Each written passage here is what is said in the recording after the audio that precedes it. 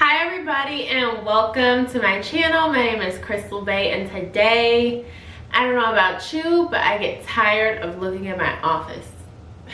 So we are going to be doing this video from my dining room table, okay? This is part 2 of my testimony video, so let's jump right into it.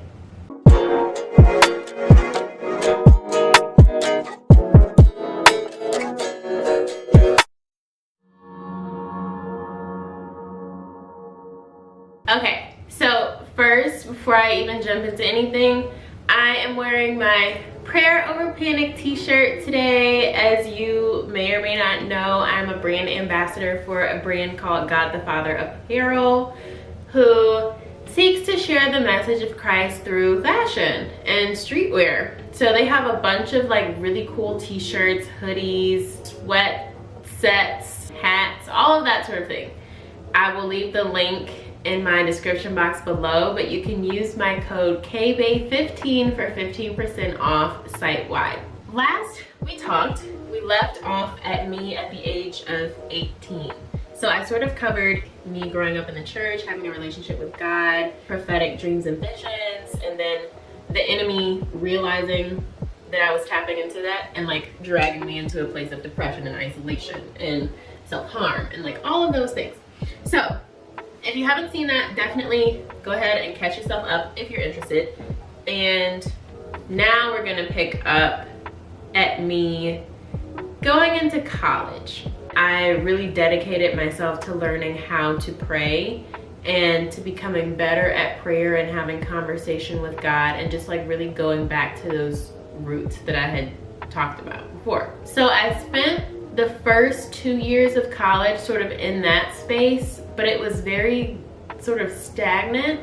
And at the time I was roommates with my best friend Aubrey, and she wanted to go off and like live by herself. I was now in a position of needing to find a new roommate. And it was such a God thing because I remember being in the student center of the theater building, and I had this friend named Portia, and I overheard her on the phone with her mom, and she was talking about how she needed a roommate. And I was like, T, because so do I. So I was like doing whatever, studying, doing homework, whatever. I overheard this conversation. She was still on the phone, so I, went about the rest of my day. But I definitely hit her up. And I was like, hey, I heard that you were possibly looking for a roommate? I'm looking for a roommate. Like, we should be roommates. So we got this apartment in Hyde Park. At the time, she was in the process of changing churches. And so she started telling me about this new church that she was going to. And I was like, oh, okay, sounds cool. Like, I'm a Christian too, blah, blah, blah, whatever. I don't have time right now, but I'm definitely gonna go because I really need to find a church out here. Finally got the opportunity to go to her church. And it's a church called All Nations Worship Assembly. When I tell you guys, the first day that I went there, Apostle Matthew Stevenson was preaching on something. But through that service, like I just came into so much revelation around what I needed to hear at that specific moment in time. And like God was really, really speaking to me through him. And just from that first moment I stepped into that church and saw him come up to the stage, I heard God tell me, this is the person that you need to follow. And so shortly after, maybe a few months later, I joined All Nations Worship Assembly, because every experience that I had there and every experience that I had even watching Apostle Stevenson online was so transformative for me and so insightful. And I always left with more questions and like wanting to learn more and be closer to God. And that's not really an experience that I had growing up in church. While I had all of this like internal struggle going on, I was learning more about God's character and learning more about just radical obedience. And I feel like that was really huge for me, and is still. In that season, I had to let go of a lot of relationships. Two in particular were my boyfriend at the time, who God revealed to me I had made an idol in my life. And you can check out my God Told Me Who I Was Gonna Marry video to find out more about that story. And then the other relationship was one of my best guy friends at the time. And from the first moment I went to this church, I heard God tell me, you need to let them go. And it took me,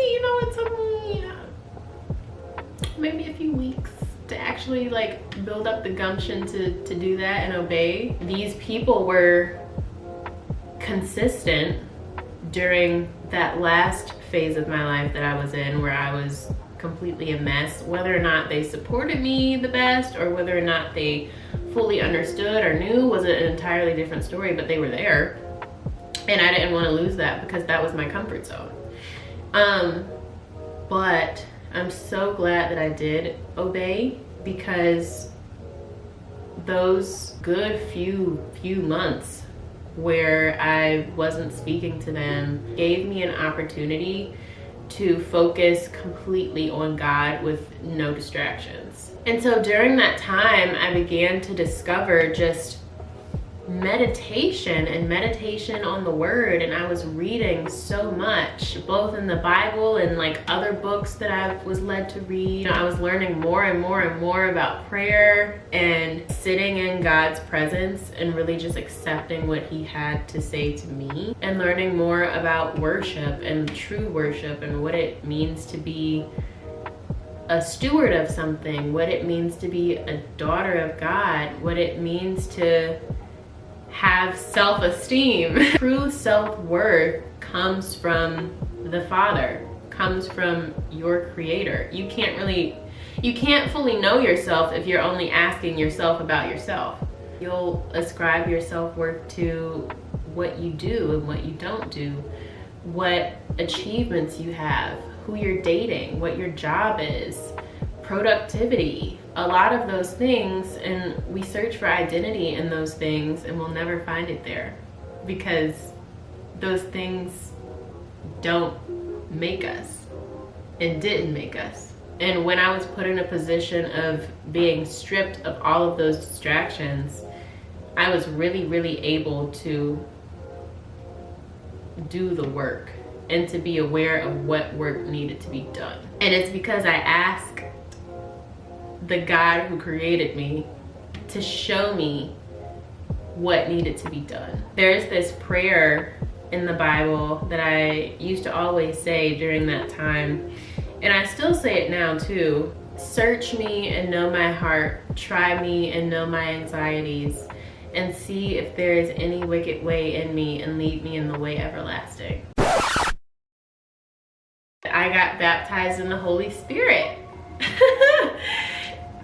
It was wild. Okay, so there was this one night I was listening to a sermon, again by Dr. Matthew Stevenson. I remember him talking a lot about the Holy Spirit. Because I wasn't always able to go to church on Sundays, I would watch church on Saturday nights. So it was a Saturday night at like midnight when I had seen that. And I remember turning it off and like writing in my journal and praying. Reveal yourself to me. Not too long after that, I got this like incredible urge to sing. Like, it felt like my throat was just like clogged and like burning, and like the only way to get it out would be to sing. And so I told my roommate, I think she was like getting in the shower or something. I remember she was in the bathroom. And I was like, hey, I just feel like I really need to sing. Like, I hope I'm not disturbing you. she was still up. And no joke, you guys, I felt like this burst of like electric energy just like jump inside of my body. and it like lit me up and I was like tingling. And I was just filled with so much energy that I literally like ran out of the apartment and like started doing laps in the hallway. And like started doing laps in the hallway. And then I came back in the apartment and just like kept singing, and it went on for maybe an hour. And then I just like remember bursting into tears at the end of it. Portia came and like prayed over me and blah blah blah whatever, and then I went to bed because I was tired. I was very tired after that. Maybe a few days or like a week or so later, I had started like hearing this voice in my heart, if that makes sense. I would be praying in my head in English, but there would be this other language speaking in my heart. So that's how I kind of knew that I now had the gift of tongues. I don't know why, but I was like super nervous to try it out, like to try speaking it out loud. I just remember being super nervous. I do it now, but yeah. After experiencing all of that, I was like, man, God, if I can experience all of this with you without friends, without a boyfriend, like without really talking to anybody, why do I need to have friends? Like, why do I need to talk to these people ever again? Like, can't I just stay with you? And that's really where I was with it, y'all. I was really there. But there came a point where he did start to restore those relationships. This iteration of those relationships have been much better because I am a completely different person. So I'm looking forward to this next phase in my life relationally, because that was a big thing that I had to deconstruct in order for it to be reconstructed.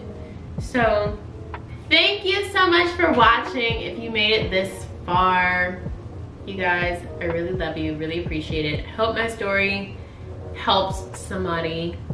And you know, relationship with God is the best relationship that you'll ever be in, because it's the only relationship that you'll be in forever, because it's something within you, and you'll always be with yourself. So yeah, man, that's all I got. That's what I got for you today. I feel like I'm gonna upload every other week. That's what I have been doing, and it's been way less stressful. So I think I'm gonna continue to do that. But thank you so much. Make sure you like, comment, subscribe, share this video, and I will see you in the next one. Bye.